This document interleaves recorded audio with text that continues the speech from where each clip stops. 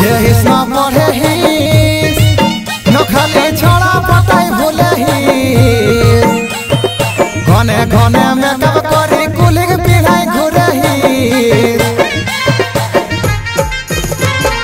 लिखे हिस न पढ़े हिस न खाली छोड़ा पटाई भूले हिस घने घने मेकअप करी कुलिग पिढ़ाई घुरे हिस अतई कही दे लगे कोन गाँव के छोड़ा के संग फांसिया हिस तई कही दे लगे कोन गाँव के छोड़ा के संग फांसिया हिस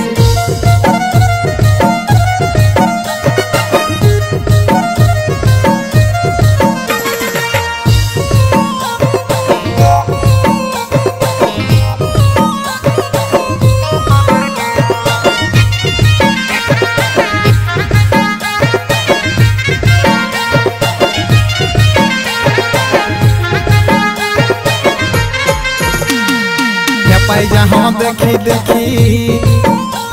और एड़ी उचका जूता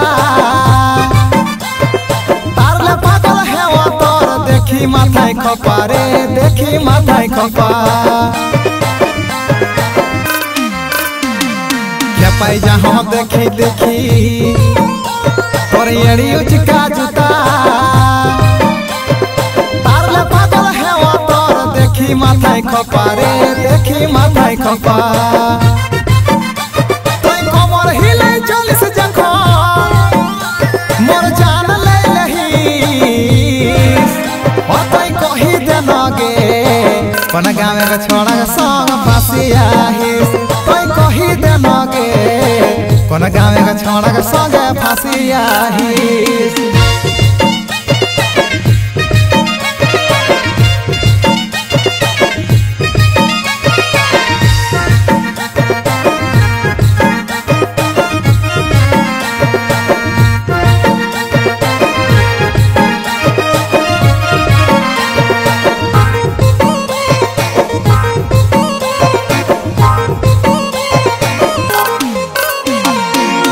बारे कहो तो के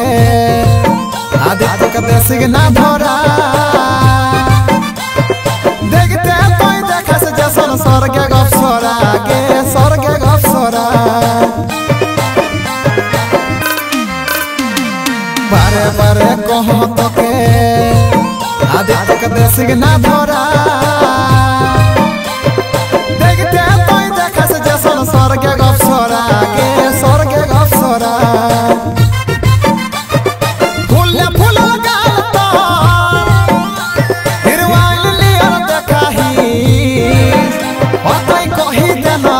कोन गाँव के छोड़ा के संग फांसिया हिस तोय कही दे लगे कोन गाँव के छोड़ा के संग फांसिया हिस कोन गाँव के छोड़ा के संग तोय फांसिया हिस एगे कोन गाँव के छोड़ा के संग तोय